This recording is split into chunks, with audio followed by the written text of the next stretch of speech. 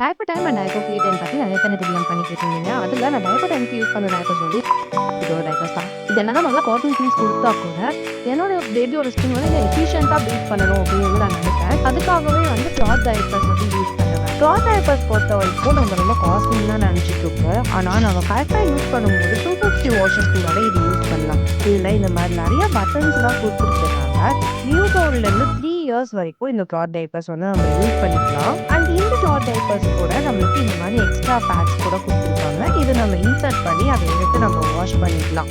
Cloth டைப்பர்ஸை நான் weight of வந்து play டைமில் வந்து யூஸ் பண்ணுவேன்.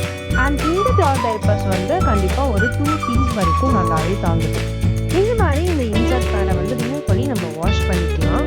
நான் எப்போவுமே கிளாத் டைப்பர்ஸை நல்லா வாஷ் பண்ணிவிட்டு நல்லா சன் ட்ரை ஒர்க் பண்ணிடுவேன். ஸோ தட் அதோட ஹைஜீன் வந்து நல்லா மெயின்டைன் ஆகும். நான் பீஸ் போர்டு தான் வாங்கியிருக்கேன். பேஜ் வந்து கீழே டேக் பண்ணியிருக்கேன். கண்டிப்பாக செக் அவுட் பண்ணி